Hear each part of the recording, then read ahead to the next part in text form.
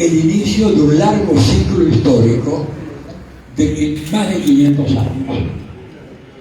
Y ese ciclo acaba de terminar el 3 de enero de este año, cuando se produce el ataque de Estados Unidos a Venezuela, el secuestro del presidente Maduro, no la extracción como dicen los diarios, pero la extracción es una muela, desde acá un secuestro de una persona que todo el derecho internacional califica como personalidades extraordinarias, refiriéndose a los jefes de Estado, ¿no es cierto? En la caracterización jurídica no son cualquier persona, personalidades extraordinarias porque representan un país. Por lo tanto, no es cualquier persona que se secuestra, sino una de estas personajes, y que es el acontecimiento que le pone fin, ¿verdad?, a algo que ya se venía cayendo, que era el derrumbe del orden internacional creado en la posguerra, y que fue un orden que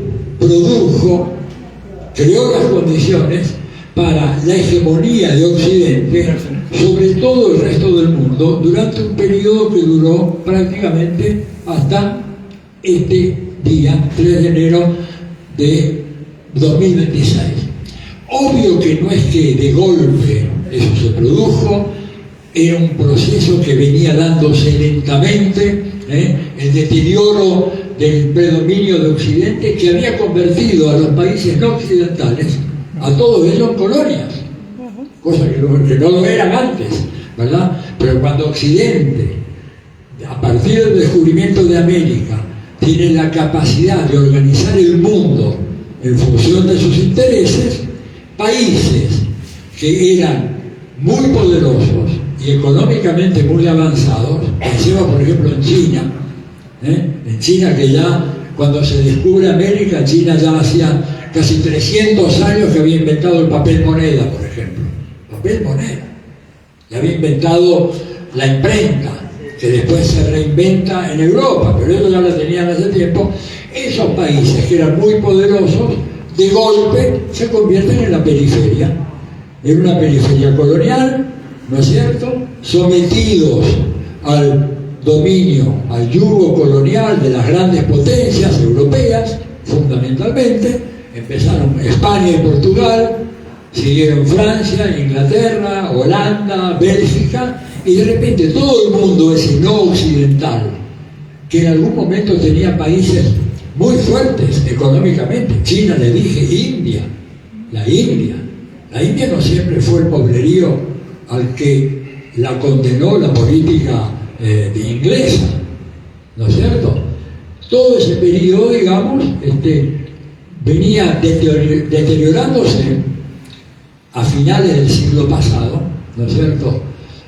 Paradojalmente, el derrumbe de la Unión Soviética aceleró ese proceso de debilitamiento de Occidente, cuando todo el mundo pensaba lo contrario. Decían, desaparece la Unión Soviética, ahora Occidente es el que manda, no tiene rivales, no hay contrapeso, no hay nada. Pero resultó que la cosa no fue así, a pesar de que hubo, por supuesto, un montón de libros, artículos, publicaciones, programas, hablando del nuevo siglo americano. En Estados Unidos, cuando se produjo el derrumbe de la Unión Soviética, surgieron enseguida muchos investigadores, muchos escritores, con una tesis que era la siguiente: desaparecido el gran rival que era la Unión Soviética, Estados Unidos tenía el campo orégano adelante, no tenía rivales, no tenía contrapesos. Por eso a eso le llamaron el nuevo siglo americano, The New American Century, así le llamaron. Crearon una fundación con muchísimo dinero destinada a explorar justamente lo que tenía que ser el nuevo siglo americano, en donde ya la Unión Soviética, que era el cuco, la gran amenaza, se había desintegrado. Y por lo tanto, se pensaba de que esto iba a durar durante todo el siglo. Pero empezaron a haber síntomas de una cierta declinación de Occidente, ¿verdad? Con el comienzo de este siglo, el siglo actual, el siglo XXI, que se manifestó, por ejemplo, en el ataque a las Torres Gemelas, un mundo que se comienza a convertir en algo mucho más compulsionado de lo que era antes. Paradojalmente, no estando la Unión Soviética, se pensaba de que no iba a haber estos problemas o el famoso terrorismo que se decía era auspiciado por la Unión Soviética iba a desaparecer o por lo menos iba a atenuar su influencia, cosa que no ocurrió. Empezaron a haber problemas de carácter económicos, ¿no es cierto? La gran crisis del 2008, de la crisis financiera aquella, que se llevó puesto a numerosos bancos en los Estados Unidos, entre ellos, no sé si no, el Lehman Brothers, creo que era el gran banco de inversión de los Estados Unidos, que como en Estados Unidos hay una expresión que es too big to fall, o sea, demasiado grande como para caer. Bueno, la prueba está que la crisis se llevó puesto al Lehman Brothers, nada menos, y a centenares de bancos en Estados Unidos y en Europa, ¿no es cierto? Algo totalmente inesperado. Y luego de eso, digamos, comienza a producirse un fenómeno que es la lenta pero irresistible emergencia de nuevos centros de poder en la escena internacional, que no se lo esperaba nadie. A ver, los mejores analistas de Estados Unidos, cuando se les preguntaba acerca de cómo sería este nuevo mundo, en este nuevo siglo, lo que ellos llamaban el siglo americano, cuáles serían los centros de poder que habría en ese nuevo mundo, decían Estados Unidos, Europa y Japón, ¿verdad? Y si uno preguntaba por China, la respuesta era de que China hasta el año 2030 no tendría posibilidades de gravitar en la escena económica y política internacional. Esto lo decía gente muy preparada de Estados Unidos, un economista como Lester Thurow, un gran economista, profesor en el Instituto Tecnológico de Massachusetts, en un seminario que hubo en Buenos Aires. Se le preguntó, seminario que se hizo por ahí en el año 1987-88, y Thurow dijo no, la tríada es Estados Unidos, Europa y Japón. Alguien le preguntó al público, ¿y China? Y ahí vino la respuesta de él, y 2030. ¿Y qué pasa con Rusia? Rusia, ¿verdad?, y la Unión Soviética no tienen futuro económico y el derrumbe es inevitable. Y efectivamente, 2 años después, cae el muro de Berlín y 2 años más tarde, en 1991, se desintegró la Unión Soviética. Entonces parecía que este mundo iba a ser un mundo hecho a medida de los Estados Unidos y sus aliados occidentales. Pero resulta que China empezó a crecer de una manera absolutamente incontrolable a partir de las reformas económicas que hizo Deng Xiaoping en 1978. Reformas económicas que significaron abrir cuidadosamente las puertas a la economía de mercado, aprovechar el inmenso mercado potencial que era China para atraer inversiones extranjeras, orientar esas inversiones extranjeras en función de planes quinquenales. Creo que este año, o el año pasado, acabó el 14º plan quinquenal en China, o sea, es política de Estado la planificación a 5 años plazo. Y resulta que China de a poco fue modificando el equilibrio de la escena internacional. ¿Por qué? Su poderío económico se tradujo en una acelerada industrialización, al principio favorecida por bajos salarios, ¿no es cierto? Recuerdo acá se hablaba con mucha autosuficiencia. Bueno, los chinos comen un plato de arroz y con eso laburan 14 horas al día. Eso puede haber sido la historia hace 40 años, pero hoy en día, si ustedes miran cuánto gana un trabajador en la industria manufacturera china, gana en promedio lo mismo que gana un trabajador en la industria en Portugal. O sea, uno de los países más atrasados de Europa, pero país europeo. Salario promedio por encima de $2.000, $1.100, para ese trabajador del sector industrial. O sea que China comienza a asentar su competitividad internacional ya no sobre la baratura de la mano de obra, sino sobre el desarrollo tecnológico. Un desarrollo tecnológico fenomenal. Y le digo la palabra sin un ápice de exageración. Si ustedes buscan por ahí en internet un artículo, está en castellano también traducido, si no está en inglés, en el New York Times, de Thomas Friedman. Thomas Friedman es uno de los más lúcidos analistas que tiene el New York Times.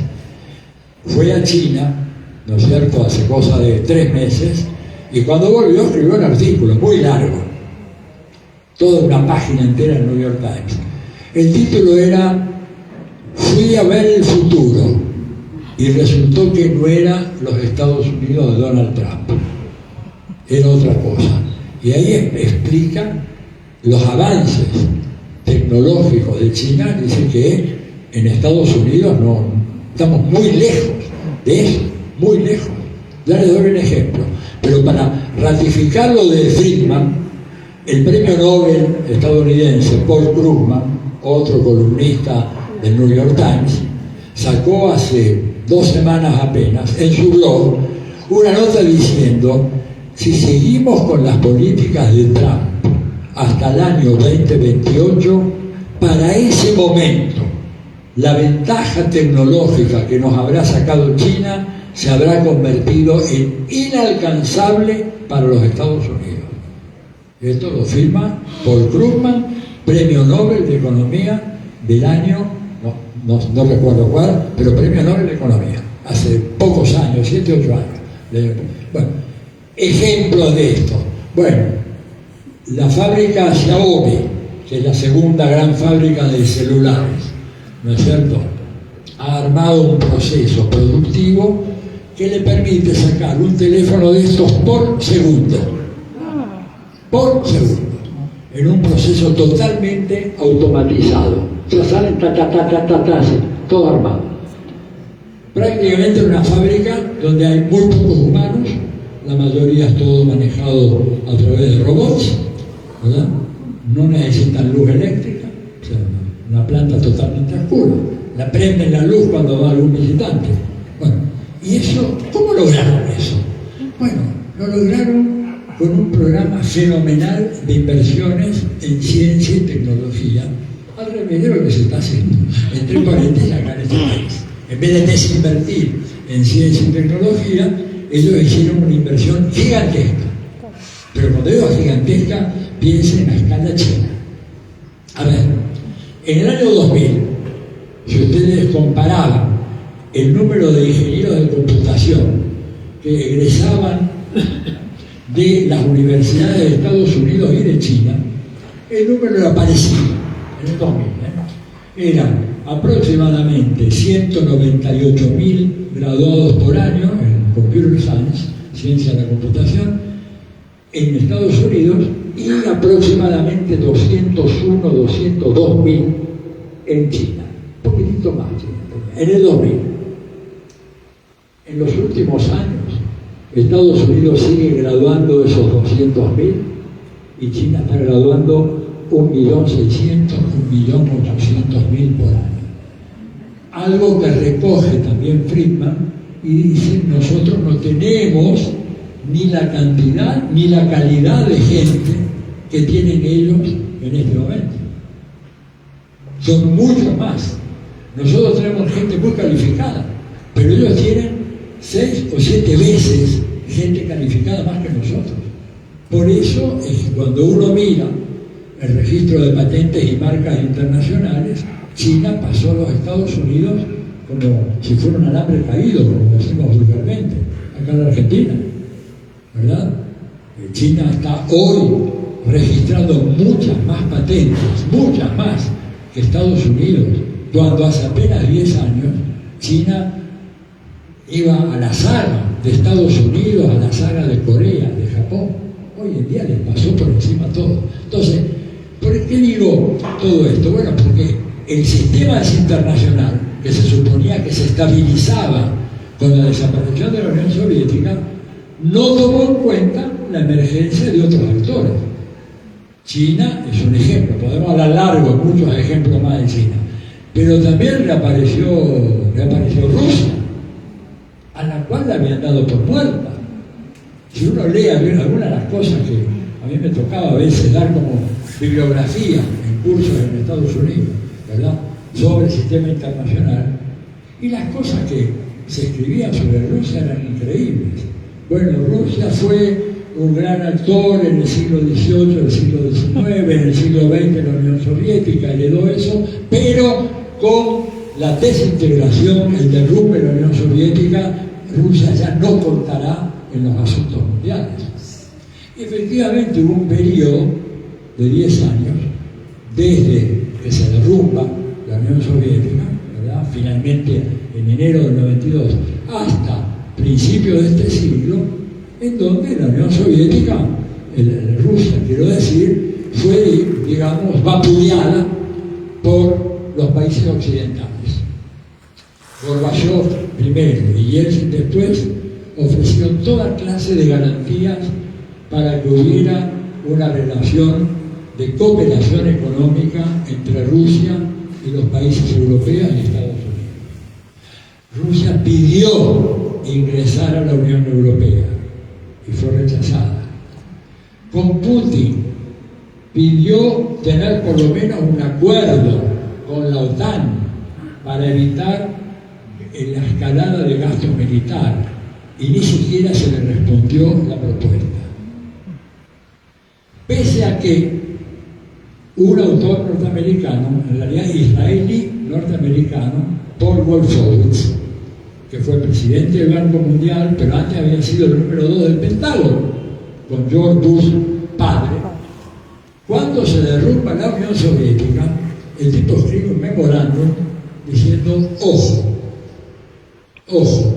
porque aun cuando ya Rusia se haya convertido al capitalismo, aun cuando se haya abierto a las inversiones extranjeras y a la economía de mercado, Rusia sigue siendo un país demasiado grande, con demasiados recursos, agua, petróleo, gas, tecnología, minerales, etc.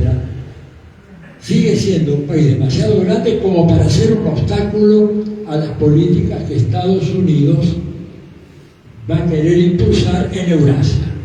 Así que está muy bien que ya no esté la Unión Soviética, ni los soviets, ni nada, pero Rusia sigue siendo un peligro. Y él hace una recomendación muy clara. La política exterior de Washington hacia Rusia debe ser la de fragmentar a Rusia en 20 pedazos.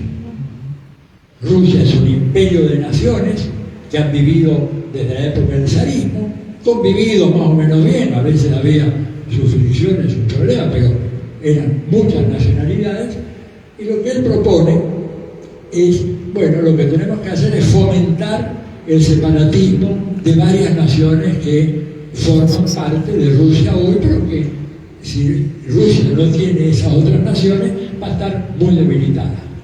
Se armó un gran escándalo porque ese documento se filtró a la prensa, ¿no es cierto? Y, por supuesto, protestas de los gobernantes rusos, ¿verdad? En ese momento Gorbachov y muchos otros, y este hombre Wolfowitz teniendo a decir, bueno, no, esto no era una propuesta, era simplemente una conjetura, una especulación, pero en realidad el documento se llamaba Orientaciones para la nueva política exterior hacia Rusia.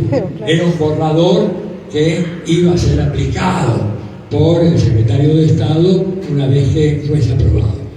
El Eso se postergó, pero se postergó y reaparece en el 2019, ¿no es cierto?, un año antes de la pandemia, ya como un documento de la Corporación RAND, que es un supertanque de pensamiento, bancado por el Pentágono fundamentalmente. A veces dicen es un grupo de trabajo, no, es casi una universidad, porque tiene más de 1.200 investigadores, o sea que es una pequeña universidad, en todas las ramas, ¿verdad?, desde ciencias sociales, humanidades, ciencias exactas, biología, etcétera, todo. Es una institución realmente muy importante, con gente del más alto nivel que trabaja para el Pentágono. En el 2019 reflotan la tesis de Wolfowitz y sacan un informe que se llama Sobreextendiendo y fragmentando a Rusia, y en donde plantean la necesidad de profundizar las políticas de sanciones en contra de Rusia, que habían comenzado cuando se produjo el golpe de Estado en Ucrania en 2014, ustedes recordarán, ¿verdad? Se produce un cambio de gobierno estimulado por Barack Obama y Virginia Nuland, que era la subsecretaria de Asuntos Euroasiáticos, instalan en el poder a un sujeto neofascista por un tiempo, llaman a elecciones amañadas, pero ese nuevo gobierno de Ucrania comienza a atacar al sector rusófono de Ucrania, que había sido toda la vida ruso, ¿verdad?, desde tiempos inmemoriales, lo que se llama el Donbass, que llega hasta la península de Crimea y Odessa al final. Entonces, ¿qué propone la corporación RAND? Bueno, hay que aumentar las sanciones en contra de Rusia, sanciones que tienen que hacer que no pueda acceder a tecnologías de punta en muchos terrenos, que tenga que tener dificultades para importar insumos de alta complejidad, etc. Pero sobre todo, y lo dicen textualmente, tenemos que hacer que Rusia salga de su madriguera y salga a pelear una guerra en el exterior. Y para eso lo que tenemos que hacer es meter a Ucrania en la OTAN, que Rusia no puede aceptar de ninguna manera. Lo dicen así con el mismo desparpajo con que lo digo yo. Está ahí escrito, ¿verdad?, con todas las letras. Tenemos que hacer el cebo, ¿verdad?, la carnada, para que el oso ruso salga, es militarizar Ucrania. Y esto fue lo que hicieron. Por eso, la gente más seria de Estados Unidos, que hace análisis de las relaciones internacionales, no hablan de una invasión rusa a Ucrania, como acá nos dice Luisito Majú o alguno de esos personajes, ¿verdad?, que mienten asquerosamente todos los días. Fue una respuesta preventiva ante lo que era un ataque ya debidamente planificado y escrito en un documento oficial de la corporación RAND, que es decir, el grupo de técnicos y sociólogos y politólogos y economistas del Pentágono. Bueno, entonces, reaparece Rusia, reapareció Putin. Es decir, Putin aparece en un momento en donde Rusia se estaba derrumbando. Rusia era vapuleada, fue humillada por Occidente, fue saqueada. Hicieron lo mismo que hacen en los países de América Latina, solo que lo hicieron con Rusia, y confiando en que Rusia estaba muerta. Craso error. Un país que durante más de 2 siglos fue uno de los actores principales de la política mundial, no desaparece de la noche a la mañana porque cambia el régimen político. El cambio fue muy importante, seguro, ¿verdad? Nada menos se derrumbó la Unión Soviética. Después puedo hablar sobre esto, cuánto se derrumbó. Pero bueno, digamos, se derrumbó, hay otro gobierno, ¿verdad?, hay otro sistema político, pero Rusia sigue siendo Rusia. Y bastó que viniera un tipo como Putin, con una visión muy sofisticada del sistema internacional, para que Rusia se recuperara. Primero se recuperó y trató de establecer un acuerdo, como dije recién, con los países occidentales. Fue rechazado tanto el ingreso a la Unión Europea como el acuerdo de paz con la OTAN. Bueno, hasta que finalmente estalló la guerra.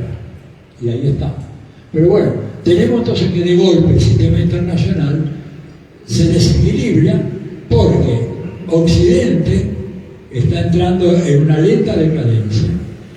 En Estados Unidos es evidentísimo, ya voy a hablar de eso.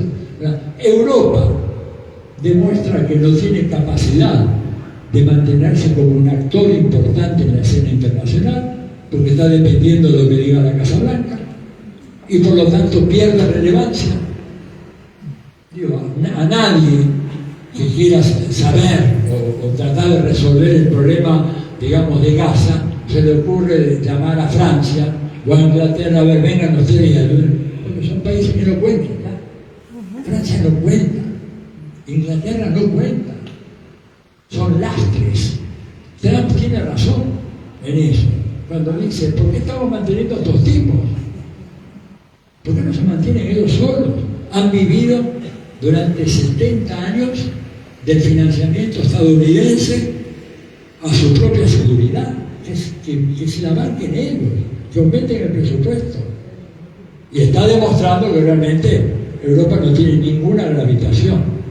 En Medio Oriente, mucho menos en África. Macron se le ocurrió ir a darse una vueltita por algunos países de la ex Polonia, lo sacaron corriendo.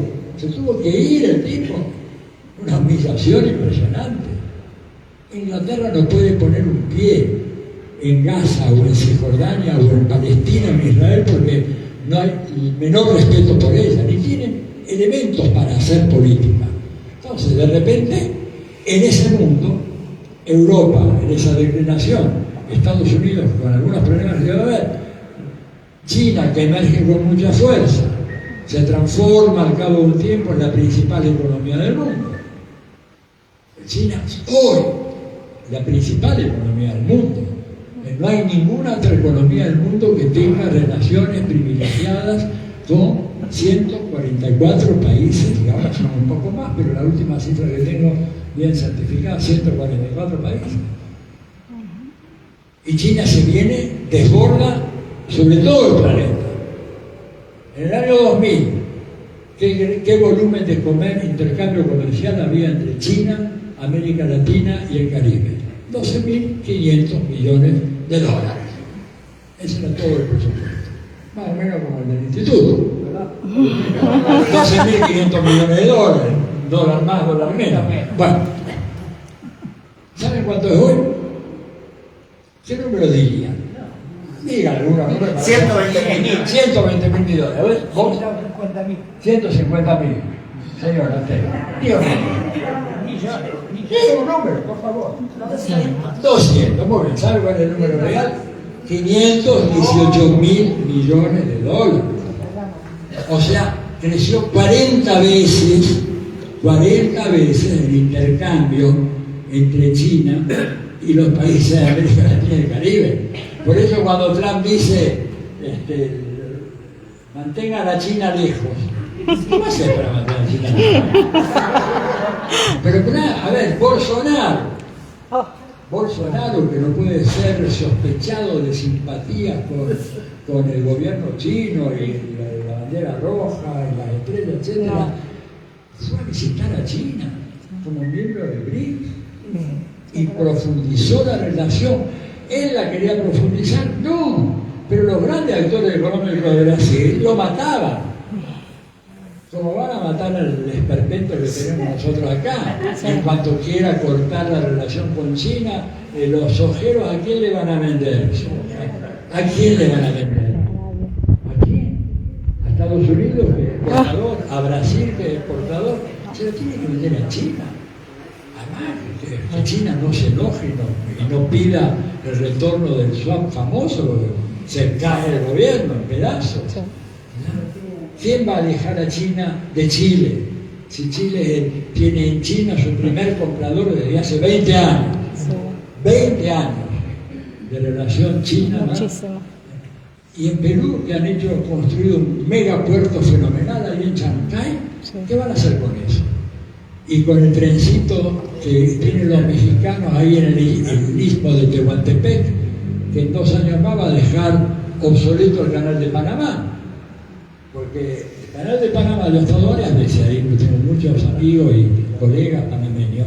Digo, los barcos llegan, la gente dice, está el canal de Panamá, pasa de un lado para el otro. No, esperá un minutito. Cuando vos llegás a la desembocadura del canal de Panamá, hay 40 barcos haciendo cola para entrar.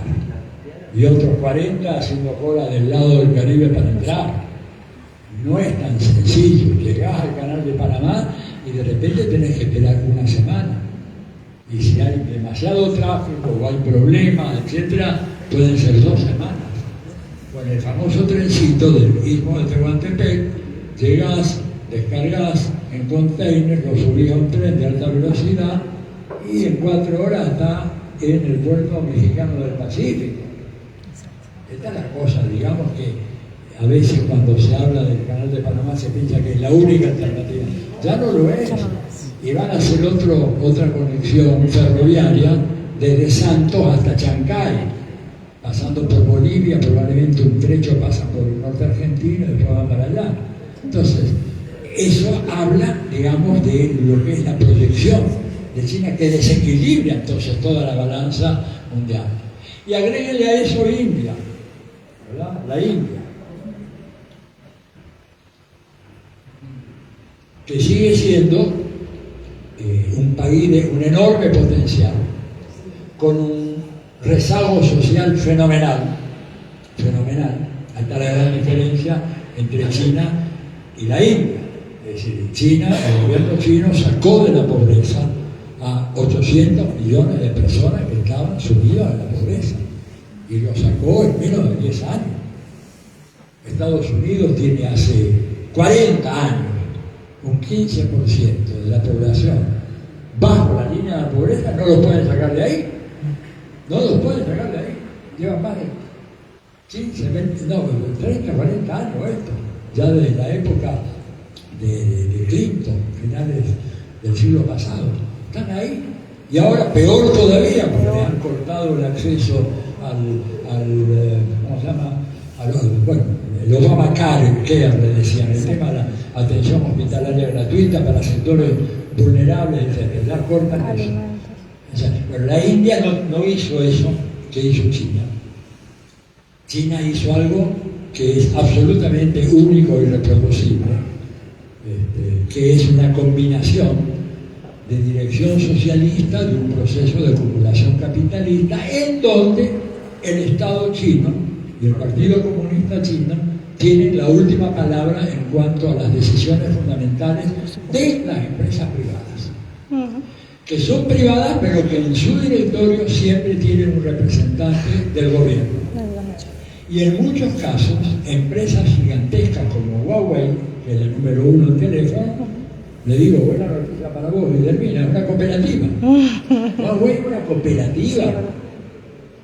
Había un patrón particular, pero le dijeron que sería mejor organizar una cooperativa con los trabajadores, y el patrón entendió el mensaje. Lo bueno es que hablan poco, pero los mensajes se entienden claramente. Rápido. Claramente.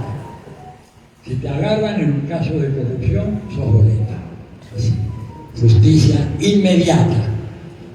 Justicia inmediata. Corrupción cero. No toleran nada, ni siquiera una cosa mínima. Se robó hasta la lapicera. Juicio, paredón, la otra cosa. Claro, uno dice, es demasiado, pero tener 1.400 millones de tipos dispuestos a hacer cualquier cosa, en estilo argentino, digamos, aquello hubiera estallado por los aires. Pero claro. O sea, China se mantiene porque hay un sistema, ¿verdad?, altamente perfeccionado de organización y de control, que hace la gran diferencia. Por eso cuando la gente dice, bueno, China es un país capitalista igual que Estados Unidos. No. Muy diferente. En Estados Unidos son las empresas capitalistas las que imponen su política al gobierno. Y son las que hacen y deshacen la política gubernamental. Porque, entre otras razones, son esas empresas las que financian la vida política de Estados Unidos. Vos no podés ni pensar en lanzarte una candidatura, digamos, no digo de presidente, digo de concejal, sin hablar con los poderes económicos de tu entorno para que te banquen la campaña. Y después, una vez que ganaste, tenés que hacer la política que ellos quieren. En China al revés. En China es el Estado el que subordina a las empresas y que les impone metas, ¿no es cierto? La empresa no puede decir, no voy a fabricar más teléfonos ahora, voy a crear una situación de escasez que puede redundar en un aumento del precio de los teléfonos. No, vos tenés que seguir produciendo eso. O sea, el Estado es el que fija las reglas. Y esto es una diferencia fundamental. En Occidente son las empresas las que mandan. En la Argentina es un caso típico. ¿Quién manda acá? Están los especuladores estos del Toto Caputo y todo lo demás, las grandes empresas, la embajada y punto. Nosotros como votantes, ciudadanos, tenemos cero capacidad de influenciar las decisiones del gobierno. Bueno, en China la cosa es diferente.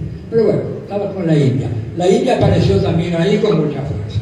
Entonces de repente este sistema, ¿verdad?, que antes funcionaba con una voz de mando que era Estados Unidos, empieza a tener cada vez menos fuerza, porque se debilita el gran hegemón mundial. ¿Cómo que se debilita? Por varias cosas.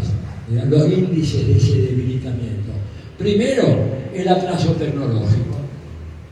No invirtieron en educación y en ciencia como invirtieron los chinos.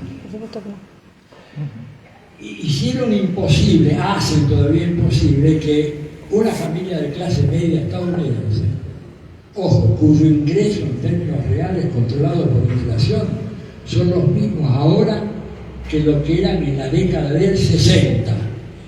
O sea, hay 65 años en donde la participación de esa clase media en el ingreso nacional está estancada. Sube un poquitito de acuerdo a la inflación, pero en términos relativos no sube. Consecuencia de esto, esa familia tipo de Estados Unidos, papá, mamá y dos chicos, ¿verdad?, ya no puede mandar a sus hijos a la universidad. ¿Por qué no puede? Bueno, porque si vas a mandarlo a una universidad de primera línea, el costo, ¿verdad?, para hacer lo que allá llaman el bachillerato, o sea, los 4 primeros años de la universidad, que implica no solamente la matrícula, sino el mantenimiento del chico, porque tienen que vivir en el campus universitario, etcétera, los materiales de estudio, lo que le llaman board and room, más la matrícula, más la estadía, más la comida que le dan a los chicos durante 9 meses al año, equivale más o menos a $75.000 por chico por año, que es el ingreso de esa familia al cabo del año. Entonces, ¿la familia qué hace? Bueno, los que pueden se van endeudando, pero el problema es que después tienen que pagar la deuda y las tasas de interés son muy fuertes y por lo tanto eso retrae el consumo de las capas medias. Pero al mismo tiempo, uno cuando va a las universidades de punta de Estados Unidos hoy, y sobre todo va a las carreras tecnológicas, lo que ve son puros tipos que vienen de Asia, puros orientales. Cuando digo orientales no digo uruguayos, perdón, estoy hablando orientales de aquellos, ¿no es cierto? Indios, chinos, coreanos, malayos, indonesios, todo eso. Están ahí estudiando, ¿qué cosa? Lo más avanzado, a lo cual los chicos americanos, hay algunos, pero son minorías, ¿verdad? Primer grave error. Segundo grave error, Estados Unidos se desindustrializó. Reorganizó la economía para hacer una economía de casino, como dice una vieja profesora, falleció hace un poquito, Susan Strange, escribió un libro hermoso, se llama Capitalismo de Casino, en donde hace un análisis de cómo la economía norteamericana, en lugar de orientar su inversión hacia la producción de bienes, orientó hacia la especulación financiera en Wall Street, produciendo ganancias fenomenales, pero que no derraman para abajo, y manteniendo un esquema tributario escandalosamente regresivo, que va a hacerse más regresivo ahora este año ya con Trump. Les pongo un ejemplo de uno de los grandes accionistas y expertos en especulación financiera en Estados Unidos, que es Warren Buffett. Habrán sentido hablar de Warren Buffett, ¿verdad? El rey, digamos, no es el Toto Caputo, digo, Toto Caputo no le ilustra los zapatos a Warren Buffett, es un tipo que maneja de verdad. Ese hombre hace años que viene diciendo que Estados Unidos necesita una reforma tributaria, porque dijo, y lo estoy citando a él, no puede ser que yo pague más impuestos, menos impuestos que mi secretaria. Menos impuestos, yo que soy uno de los 10 más ricos de Estados Unidos, pago menos impuestos que mi secretaria. Algo anda mal, esto no puede funcionar. Lo viene diciendo a él. Y Bill Gates también se asoció a esa crítica, diciendo, tenemos que hacerlo, no se hizo. Entonces Estados Unidos, ¿verdad?, premiando la especulación financiera, se desindustrializa. ¿Y quién toma el lugar que antes tenía Estados Unidos? Lo toma China. Lo toma China, ¿no es cierto?, que hoy por hoy tiene una producción industrial superior a la que tiene de manera combinada Estados Unidos, Alemania, Japón y Corea del Sur. Entonces digo, por algo todo es made in China, por algo todo es en China, ¿no es cierto? Carrera entonces que pierde Estados Unidos. ¿Qué otro problema? Bueno, el proceso lento pero irreversible de desdolarización de la economía mundial. ¿Por qué? Y bueno, porque el dólar no tiene ningún respaldo real como moneda, más que la confianza que hay en el gobierno de Estados Unidos. Pero resulta que el gobierno de Estados Unidos hoy es uno de los grandes deudores del planeta. Estados Unidos tiene una deuda pública que es superior al Producto Bruto de los Estados Unidos. Exacto. Es el 130% del Producto Bruto de Estados Unidos, la deuda pública de Estados Unidos. ¿Por qué? Jimmy Carter, el expresidente, lo explicó muy claro. Dice, hemos venido haciendo guerras sin parar desde el fin de la Segunda Guerra Mundial y no hemos adoptado una política impositiva para financiar estas guerras. ¿El resultado cuál es? Un Estado crecientemente desfinanciado, que cada tanto se tiene que cerrar. Ustedes habrán leído las noticias hace poco, ¿no es cierto? Tuvo 45 días el gobierno cerrado. Quiere decir que había algunos servicios elementales garantizados, seguridad, orden público, Fuerza Armada, y el resto no. ¿Por qué? Porque el Estado está fundido. Eso hace que muchos países vayan desprendiéndose de los dólares, de a poco. Ninguno quiere hacerlo de golpe, porque se produciría un colapso. A ver, entre China y Japón tienen aproximadamente 1,5 billones de bonos del Tesoro norteamericano. El billón nuestro es millón de millones, ¿no es cierto? Bueno, China tiene más o menos 800.000 millones y Japón unos 700.000. Combinado eso, 1.500.000 millones de dólares. Si ellos lo largan al mercado, es un colapso de la economía mundial, porque además esto produciría efectos en cascada de rebote sobre todos los países.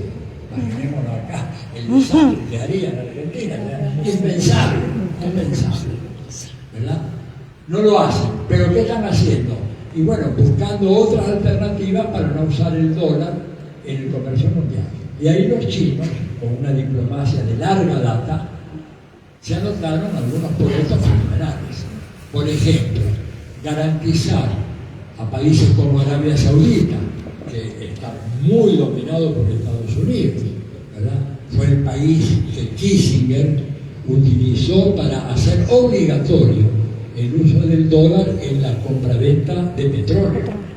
Esa fue una gran maniobra de Kissinger. Pero resulta que ahora Arabia Saudita le vende grandes cantidades de petróleo a China y China le paga yuanes.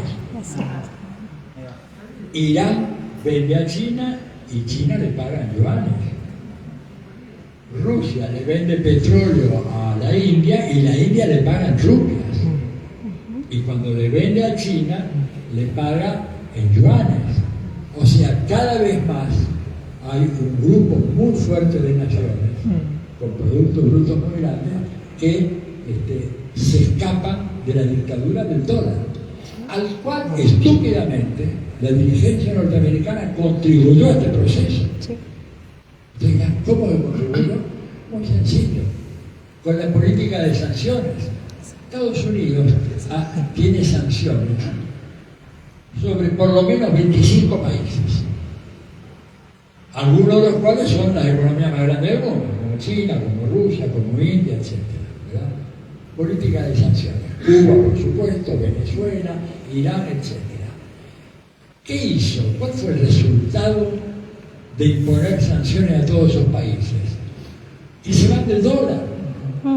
Si a vos no te dejan comprar artículos, ¿verdad? Te prohíben que la BOI te venda aviones, bueno, vos decís, chau dólar, compro el Airbus y lo pago en euros, o le compro el avión a los rusos y se lo pago en la moneda de ellos.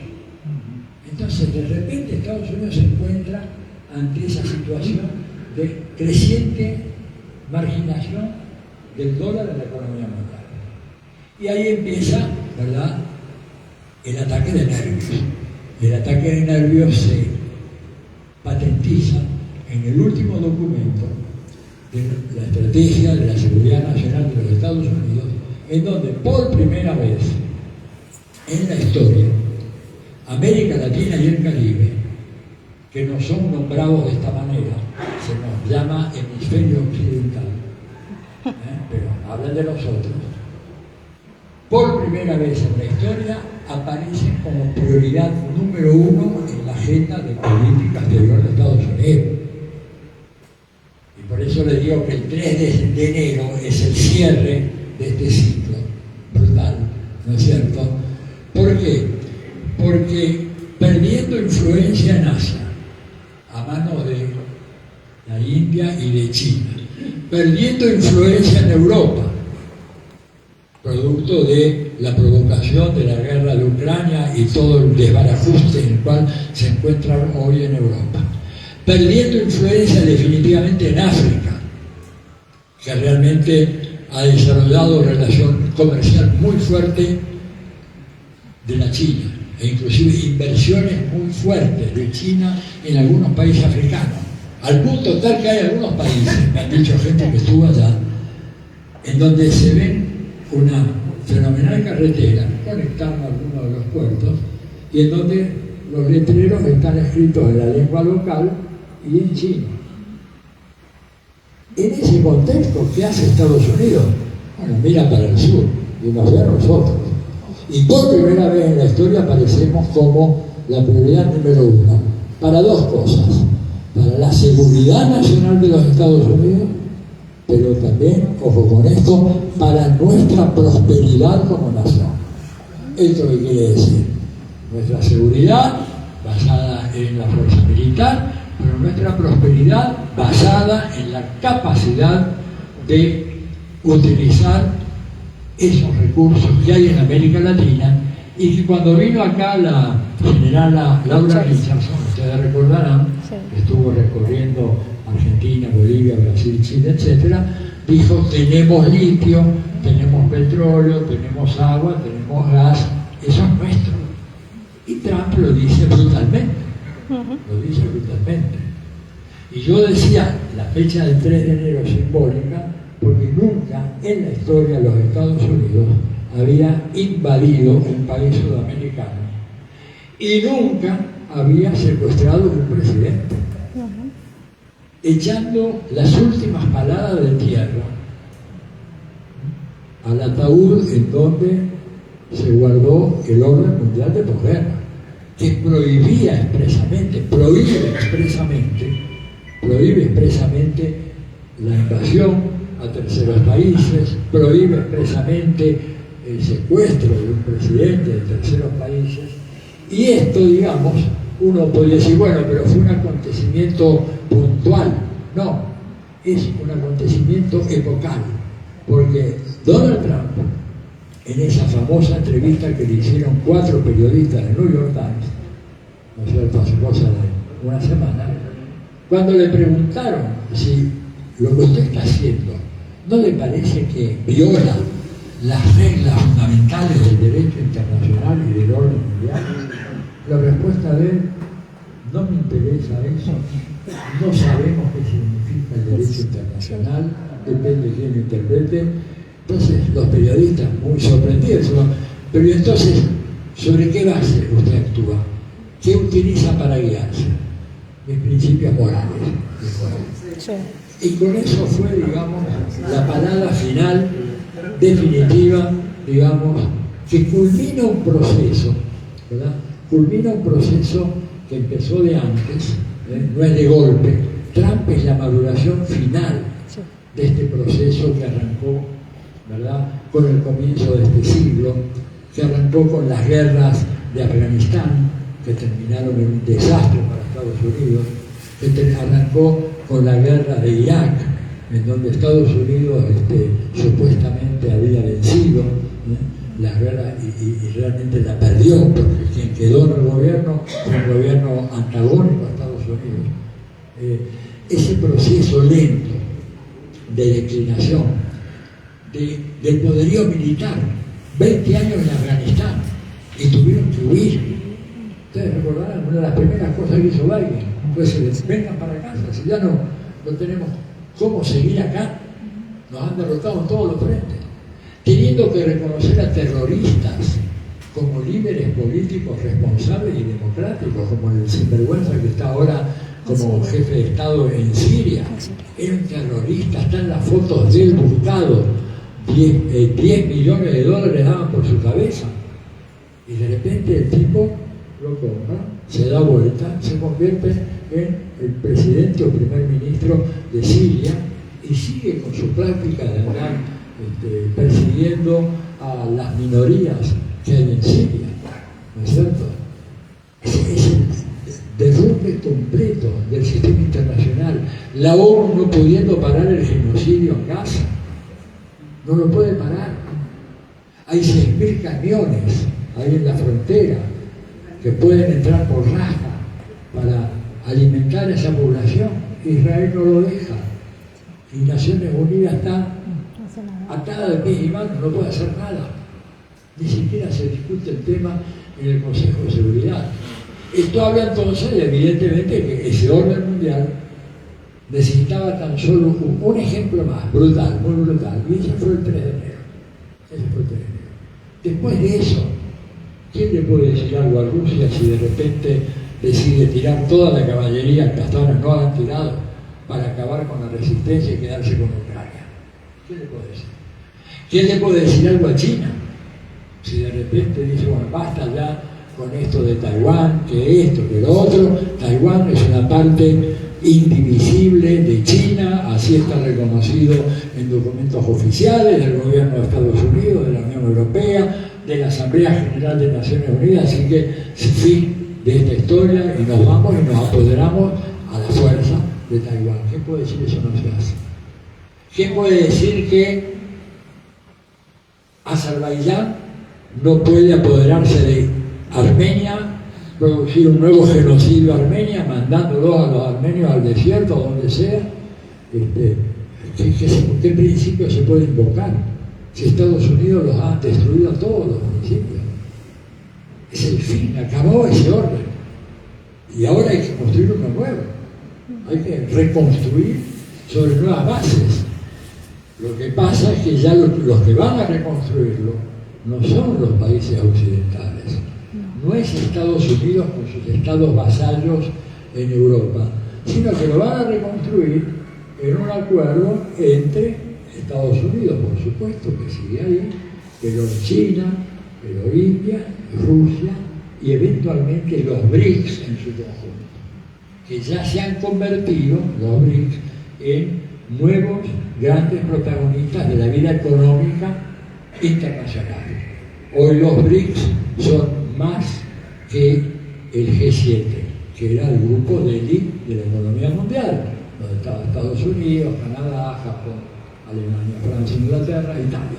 Bueno, hoy en día el G7 es menos que los BRICS, y los BRICS ampliados va a ser mucho más grande todavía cuando se hagan las mediciones. En ese mundo estamos, y por eso nosotros estamos en una situación muy delicada, porque el hecho de que ahora seamos región prioritaria hace que tengamos que aguantar todas las presiones brutales que se van a ejercer sobre nuestro gobierno, que ya empezaron con Trump jugando las elecciones parlamentarias de la Argentina, que mucha gente dijo, bueno, pero eso solo por una cuestión del secretario del Tesoro. El problema de Scott Bessent, que es amigo del Toto Caputo, porque son tabúes de las finanzas mundiales, pero no, hicieron lo mismo en Honduras,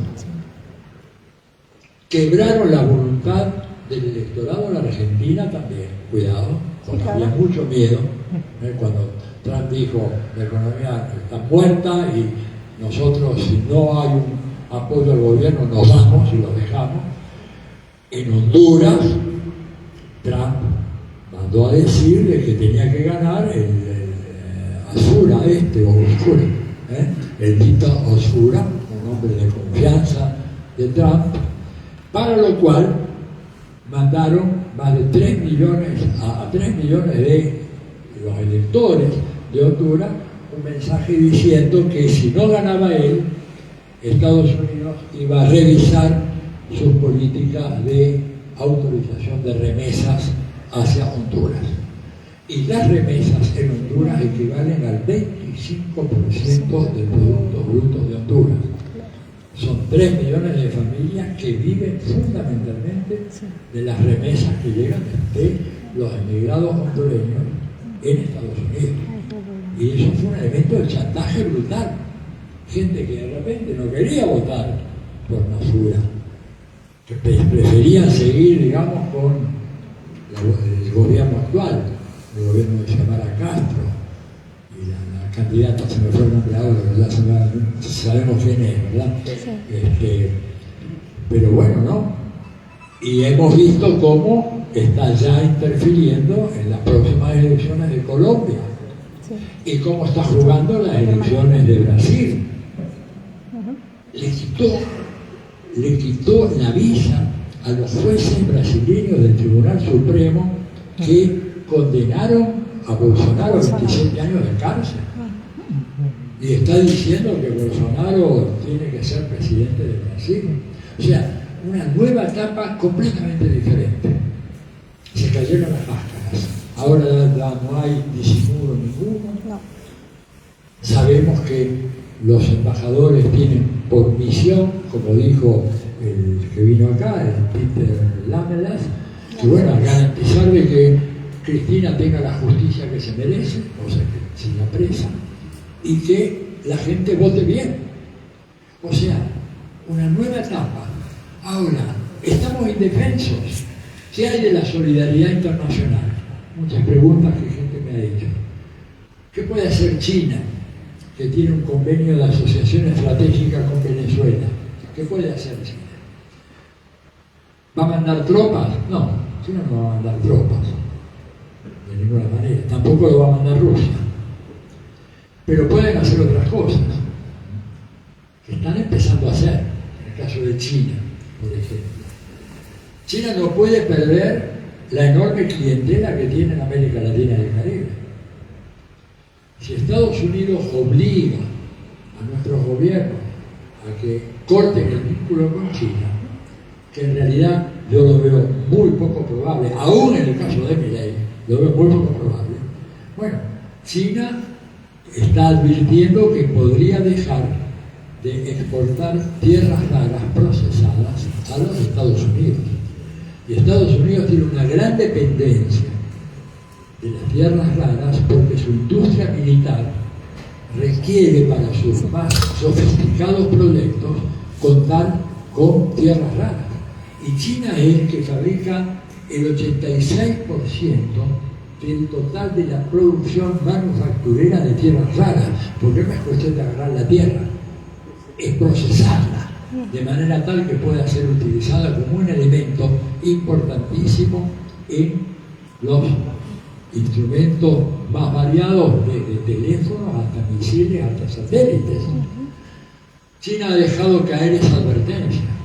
Entonces, no es tan seguro que Estados Unidos vaya a avanzar militarmente, aunque el nivel de locura de Trump, que yo sí creo que tiene un cierto nivel de desquicio mental, Sí, ¿verdad? Me parece, mucha gente dice, no, está haciéndose loco. Yo creo que por lo que yo he visto, no me parece que se haga loco. Yo creo que él sinceramente cree que puede comprar Groenlandia. Y eso es algo que evidentemente habla de una persona que ha perdido capacidad para razonar de manera responsable, siendo nada menos que presidente de Estados Unidos. Es decir, no es que es el presidente del club de barrio. Él no puede decir eso. No puede decir que yo voy a confiar en mi moral para saber cuáles son los límites. De hecho, ya los transpuso. De hecho, ya nadie cree en ese orden mundial basado en reglas. De hecho, ya está en construcción un nuevo orden. Y hay que estar muy atentos a eso. Estamos viendo ya los primeros brotes de ese nuevo orden mundial, sobre todo en el terreno económico-financiero, con los BRICS y el sistema de pagos ideado por los chinos que permite sobrepasar al SWIFT famoso, ¿verdad? Y que es mucho más rápido, mucho más económico, mucho más barato. Es decir, o sea, estamos viendo ya los inicios, pero todavía quedan estas viejas instituciones que o se reforman o directamente mueren. Además, Estados Unidos acaba de decir Trump que se va a retirar de 66 organismos internacionales y tratados internacionales. ¿Qué significa esto? Que este orden se viene abajo y que ahora va a haber un nuevo hegemón que es China. Termino con esto para tener tiempo para... Ni miré el reloj, pero uy, una hora veo. ¿Cómo? ¿Se cortó? No, yo paré de hablar un minuto, después no se corta nada. Bueno, estaba diciendo, ¿no es cierto?, que en este contexto de creación, no se escucha ahora, a ver, ahora sí. Bueno, ahora sí, ¿se escucha? Ahora sí. Sí, bueno, yo estoy cansado de la voz por eso. Bueno, pero estaba diciendo de que no es que ahora Estados Unidos se derrumba como hegemón mundial y viene China y ocupa ese lugar. La buena noticia para nosotros, para nuestros pueblos, es que el sistema que se está rearmando ya es un sistema multipolar y que ese sistema no tiene retroceso posible. Ha llegado para quedarse. O sea, el nuevo sistema internacional ya no puede ser el antiguo, de ninguna manera, de ninguna manera. Por supuesto, Estados Unidos va a tratar, en la medida de lo posible, de restaurar su viejo dominio, pero ya no tiene cómo, porque el sistema se ha inclinado demasiado en dirección del Asia-Pacífico. La economía mundial tiene un centro de gravedad que está en el Asia-Pacífico, no en el Atlántico Norte. Ahí están los países de mayor crecimiento, de mayor demografía, de mayor producto bruto, ¿verdad? Y además, no hay quien pueda reemplazar a Estados Unidos en ese papel de gendarme mundial. Porque ustedes dirán, a ver, China reemplaza, mucha gente dice, bueno, China ahora es imperialista, o Rusia es imperialista. Me parece que es un equívoco garrafal. China tiene la economía más potente del mundo, no regala nada, pero tampoco viene y saquea a los países a cambio de monedas. No hace eso China. Tienen una visión de muy largo plazo. Y ellos saben que la única manera de que China pueda seguir prosperando es teniendo la capacidad de llegar a esos acuerdos que ellos llaman ganar-ganar, el win-win. Tiene que ser una relación económica en donde China va a buscar su ventaja, pero que no te va a imponer a vos que, por ejemplo, no me gusta tu constitución, o tenés que proscribir a determinado partido político, o tenés que mandar a la cárcel a tal lideresa política, etc. China no se mete en eso, hace negocios. China inventó el comercio mundial hace casi 1000 años, ¿no es cierto? Y además no tiene la vocación de ser un país imperial. Lo de ellos fue armar una gran muralla para defenderse los invasores, no armar un ejército para salir a atacar. China ha sido un país invadido no ha sido un país invasor. Digo, no tiene condiciones, y además supongamos que por un delirio algún gobernante chino quisiera, no tiene el cómo hacer eso. Para eso necesitas una red de bases militares como tiene Estados Unidos, más de 800 bases. Exacto. Más de 800 bases en casi 100 países del planeta, que están dispersos por todo el mundo. China tiene una sola base militar fuera de su territorio, en un pequeño país africano que está en un puerto, que construyeron ellos, que se llama Djibouti, y que hay una pequeña guarnición militar. Piensen que solamente en Alemania, Estados Unidos tiene más de 30 bases militares. En Alemania, producto de la Segunda Guerra Mundial que terminó hace 80 años. El Pacto de Varsovia se disolvió en 1996. Debería haberse disuelto la OTAN en ese momento. Sí. Lejos de disolverse, la OTAN creció y ahora tiene prácticamente a todos los países europeos, menos Ucrania, en una estrategia ofensiva. OTAN tiene por objetivo hacerle la guerra a Rusia, ¿verdad? Entonces, China de ninguna manera tiene condiciones para convertirse en el hegemón mundial, dictar las reglas del juego. Carece de todos los instrumentos de poder blando de los que disfrutó Estados Unidos y con los que transformó la cabeza de toda la humanidad, ¿no es cierto? Haciendo aparecer el modo americano de vida como la mayor realización de la especie humana en términos de vida económica, política y social. El relato fabuloso. Estados Unidos tiene en Hollywood un aparato de difusión y de propaganda fenomenal, extraordinario. Ningún otro país tiene eso. Han impuesto el idioma. El inglés es la lengua del imperio. Nos guste o no nos guste. Nadie de ustedes va a aprender mandarín ahora para los nuevos tiempos. Seguro. Y además seguramente la lengua universal va a seguir siendo el inglés por mucho tiempo. Una herencia imperial. Y esto no es una cuestión menor, ojo. Porque la lengua es, de alguna manera, transmisora de valores, de prejuicios, de ideas, todo lo demás. No es casual. No es casual. Los chinos no tienen eso. Los chinos tienen el arma económica fenomenal, ¿verdad? Y una política de defensa de su territorio muy fuerte, sí, claro. Se han armado porque saben que Estados Unidos lo ha definido como el enemigo a vencer. Entonces, China no va a poder reemplazar a Estados Unidos, Rusia menos todavía. No hay reemplazo. ¿Cómo se llama eso? Un sistema multipolar post-hegemónico. Se acabó el tema de la hegemonía internacional y esa es la gran noticia. Esa es la gran noticia. Porque aun cuando Estados Unidos quisiera volver a aquel sistema, no puede volver. No tiene cómo. No tiene cómo. ¿Se dan cuenta? Porque el poder militar solo no le sirve. No se ganan guerras solo con buenas armas. Tenés que tener todo lo demás. Tenés que tener un aparato industrial, un aparato económico. Tenés que tener, digamos, una capacidad tecnológica que Estados Unidos ha venido perdiendo en relación a sus competidores. Y eso abre un espacio fenomenal para los países del tercer mundo.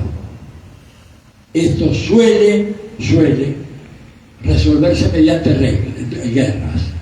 Es de desear de que esta vez se pueda evitar ese camino. Porque hoy en día el poder de destrucción que tienen los países que disponen de armamento nuclear es inmensamente superior al poder de destrucción que había en 1945 cuando Estados Unidos lanzó las 2 bombas sobre Hiroshima y Nagasaki.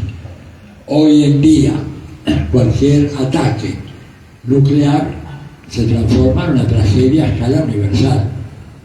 Y aunque los tiros se produzcan allá en Europa, en Ucrania, en Medio Oriente, en Irán, el resultado lo vamos a sentir acá también. Lo vamos a sentir acá también. Porque no es que se va a disparar una bomba atómica o un misil atómico. Se van a disparar decenas. Y eso pone en cuestión la supervivencia misma de la especie humana en el planeta. Cuidado con eso. Por eso digo, cuando yo veo gente que alegremente dice, bueno, acá esto se arregla con una tercera guerra mundial, no se arregla nada. Una tercera guerra mundial es apocalipsis now. Ni nosotros nos salvamos acá. Digo, la nube atómica, cuando vos tirás 20, 30, 50 bombas, la nube atómica cubre todo el planeta. Y la luz del sol difícilmente penetre esa nube atómica. Y ya sabemos lo que pasa. Por eso, digamos, es sorprendente ver a líderes europeos propiciando un ataque, un asalto final contra Rusia. Aparte de que Rusia los borra del mapa en menos de canto un gallo, porque Rusia tiene un armamento nuclear infinitamente superior al de todos los países europeos y muy superior al de Estados Unidos. Sí. Muy superior al de Estados Unidos. Por eso los militares estadounidenses están muy alarmados, no están satisfechos con lo que está haciendo Trump. O sea, la gente que sabe dice, no podés traspasar esta línea. ¿Por qué renunció el almirante Horsey, el jefe del Comando Sur, cuando Trump ordenó desplazar la flota de mar hacia el Caribe? Dijo, este está loco, yo no voy a ser cómplice de esto, y renunció. El tipo antes de tiempo. Pues se da cuenta que es una locura. Estados Unidos no puede invadir Venezuela, porque sería una derrota catastrófica de Estados Unidos. Tremenda derrota. ¿Perdón? Ay, bueno, yo creo que ya me parece que está claro lo que quería decir. Dejamos un rato para que ustedes, si tienen alguna pregunta o algún comentario que hacer, con todo gusto los escucho, ¿sí? Bueno, muchas gracias.